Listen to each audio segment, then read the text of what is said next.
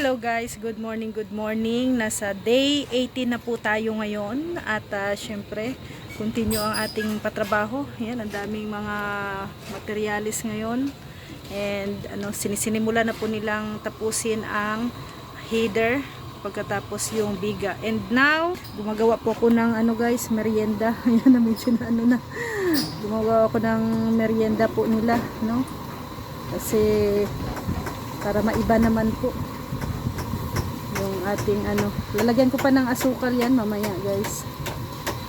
Ay naku, na overcook na. Ayan na yung iba nating na luto. So ito pa yung lulutuin natin. So ito po yung kanilang snacks. Ito po ang ulam mamaya, lulutuin ko yan, manok, sabaw na manok. So ito ang ngayon guys, yung sinasabi ko na abangan natin kung paano nila gawa ng header dyan sa bintana na yan, yung L-type. So ayan ang kanilang ginawa, no? Naglagay ng mga kahoy, then bakal. Ayan may bakal po yan guys. So ayan bakal papunta doon sa kabilang poste. Ayan. So nagkakaroon na ng header guys, no? Ito mayroon na itong ating exit. Ayan, may header na siya. So pag malagyan na lahat ng header, biga naman po ang gagawin. Ayan po ang update ngayong umaga, morning. Today is Thursday, no? Thursday ngayon. Ayan na din, na-deliver na rin yung ating hollow blocks, tapos yung buhangin din, pero kulang pa po yan, 2 kubiko pa na hollow block, na buhangin. So yan na nga, so malaki na po ang pagbabago ng ating munting bahay guys. So yan na ating merienda ngayon. Yan, nagpabili pa po ako ng soft drinks. Nagpabili pa. Yan sila tatay nag-deliver ng ng ating buhangin and hollow blocks. Now, ginagawa ng frame.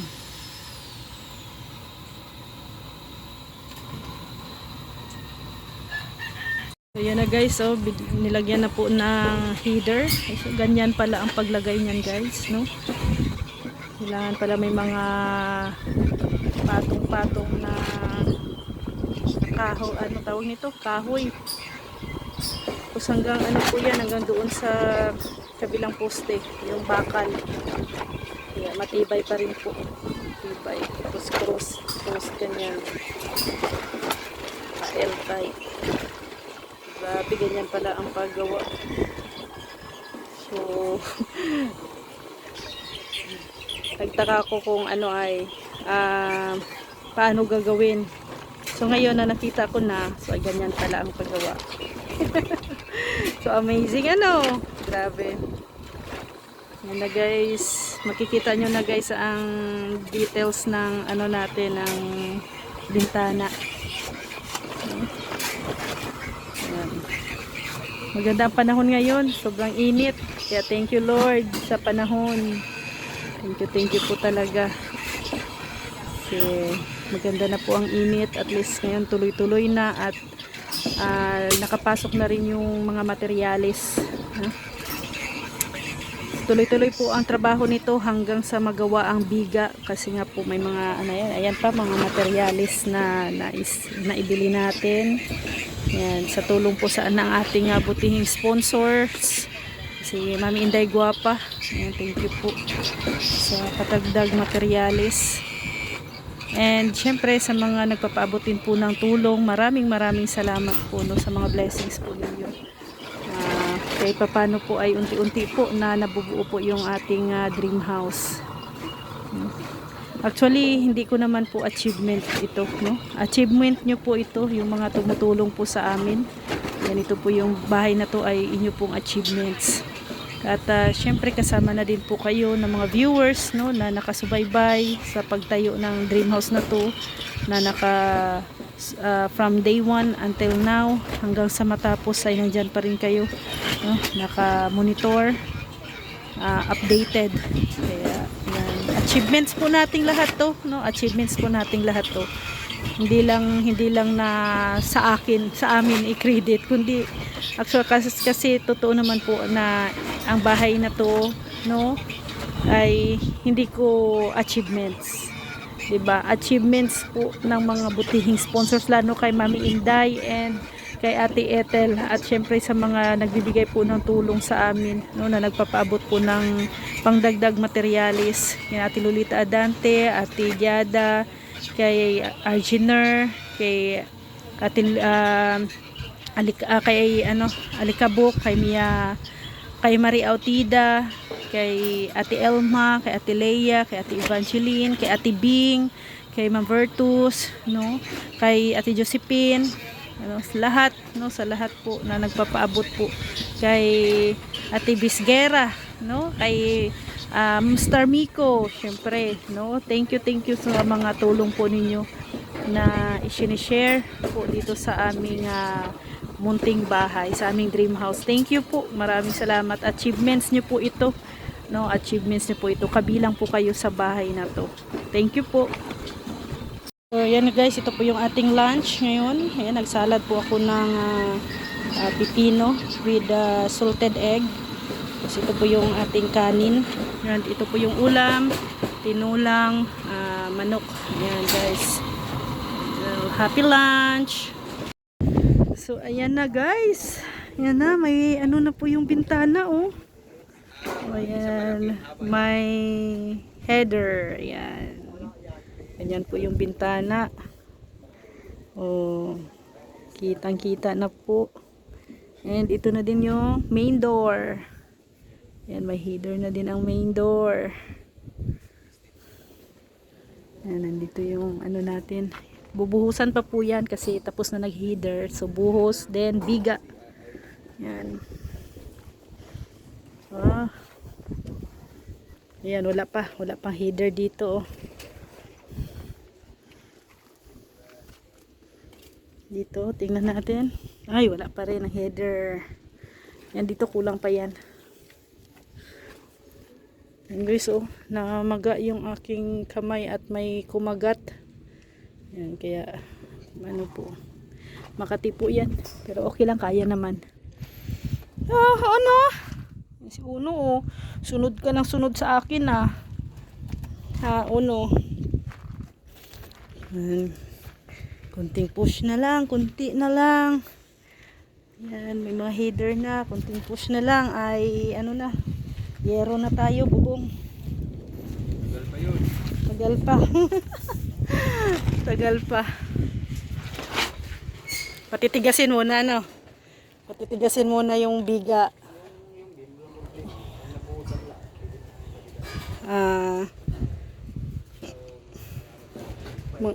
Magpa-firewall. Oo.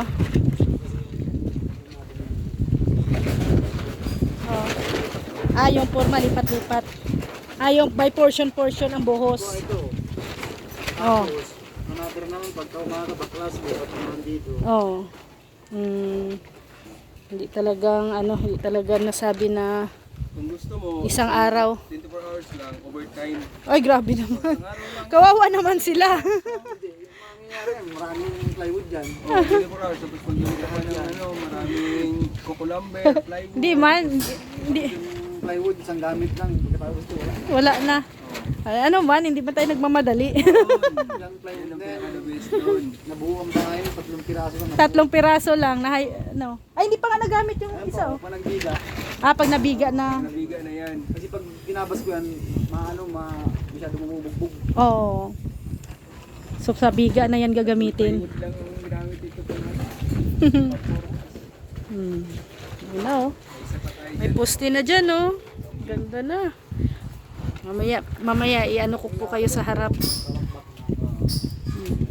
kung inubos ko yan, talagang tabalin. Ayan pa yung ano. Tapos na po tayo nag guys, nag-lunch. Ayan, may ulam pa dito, oh. Hindi na ubos. Oh, may ulam pa kami ni Rex sa hapunan. Gabi. At thank you kay Mr. J, no? Humiram kami ng kanyang ano tawag nito, cooler, no? Water jug. Para ano po, lagyan lang namin ng yelo. Maghapon na to. Tipid kaysa sa pitchil. Oo, wala na. Lalo na ngayon mainit ang panahon. So kailangan nila medyo ano lang. Hindi naman masyadong lamig. Yung tamang lamig lang. Kasi bawal din yung ano ay galing kay sa init tapos inom ng malamig na tubig. Oo. Isa lang, kahit ano, isa lang, okay na yan, maghapon. Kaya nga. Ano pa ngayon guys? Ano tawag nito? Relax time. Ayan, relax time muna. So, ito guys, update tayo ngayon. Ayan na po. Ang oras ay alas 3 na ng hapon. Kasi diba? Ganda na dito guys. Sa loob. Kita na. Ito na oh. May ano na yung entrance natin. Dito tayo sa labas. Ito sa terrace. Ayan. Meron na rin. Meron na rin dito. Ito yung ating main door. Ito yung main door. So, yan. Ganda. Ganun pala pagkagawa, oh. Tibay. Akalain, oh. Ganyan pala yung technique ng mga ganitong corner window. Corner window ba tawag dyan? Basta. Yan. Oh, yan na naman si Uno. Sunod na naman ang sunod sa akin. O, dito tayo. Hali. Mag house tour tayo.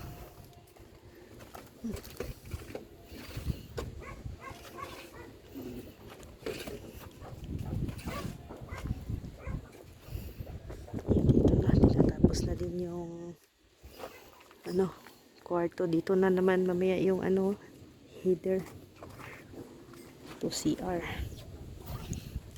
Ayun, naangat na. O, kanina wala pa yan. Ngayon meron na. Oh. Naangat. Mga 2 hollow blocks pa.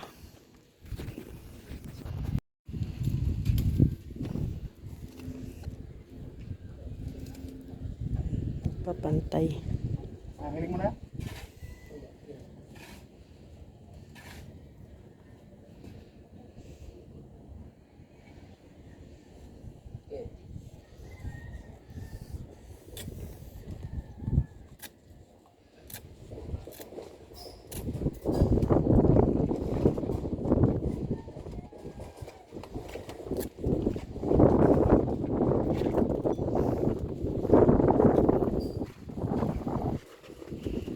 Tayo Uno. Dito.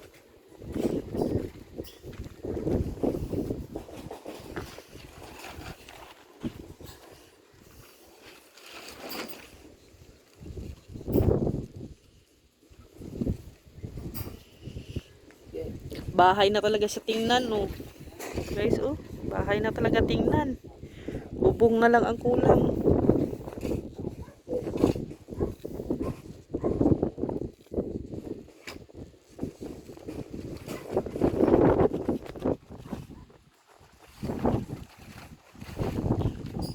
Mga ganitong oras guys dito ang hapon, alas 3 ng hapon, maganda tambayan dito sa terrace kasi hindi mainit, tapos napaka ano po, aliwalas, mahangin, no? Yan, mahangin, at saka isa ang kagandahan, hindi siya mainit. Yan, tingnan, no, hindi mainit, oh. Kasi ang ano, ang init paghapon nandito na sa gilid na ng bahay, nasa ano na siya doon sa kwarto, no, pag ganitong mga oras. Ayan, pumapasok na ang init doon sa kwarto. Pero dito ang ganda ng ano, ganda tambayan dito sa terrace pag mga ganitong oras, mga hapon. Tapos ganyan ang makikita mo, oh. Mga clouds na ganyan, ano.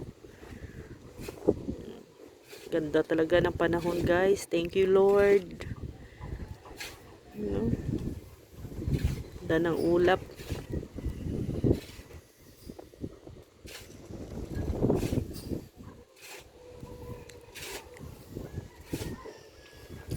Yan. So, sa susunod na araw pa yan, tatanggalin siguro, no? Bukas Friday. Baka mga Sabado pa yan. Dapat matigas. Tigas na masyado bago tanggalin. Pero may po yan, may bakal. Yan dyan. 2 bakal po yan. Hanggang doon sa poste. Connect sa poste. Kaya matibay po yan. Paggawa na nila niyan, guys, ano na yan?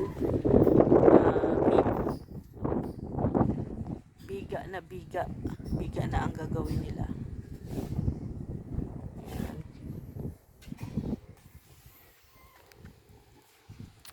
Dito ako ngayon nakaupo sa sa upuan. Sa entrance. Kaya yan, grabe. Maraming salamat po sa butihing mga tumutulong sa amin, no? Ayan, syempre lalo na kay Mami Inday Guapa, kay Ate Ethel Boniti, no? At saka syempre sa mga nagpapaabot po ng tulong sa amin, kay Ate Lolita Adante, kay Ate Diada, kay Ate Marie Autida, kay Arginer Alicabo, kay Ate Leia, kay Ate Evangeline, kay Ate Josephine, and syempre kay Ate Bing, no? Kay Ate Mambertos Woman, kay Ate Elma, and of course, no, kay Ma'am Star Miko, no, thank you in advance. Kay Ate Bisguera, thank you din po, no, kay Ate B. Ate Bisguera, thank you po, no, sa mga butihing sponsors na nandyan na tumutulong. Sabi nga ay lahat ay ito ay malaking tulong sa amin, no. Itong ginagawa po ninyo sa amin, laking tulong. Lalo na kay Mami Inday Guapa, no? Thank you talaga, Mami Inday. Kung hindi dahil sa inyo, Mami Inday, no, and kay Ate Ethel ay wala kaming house and lot. Di ba? Totoo talaga, guys.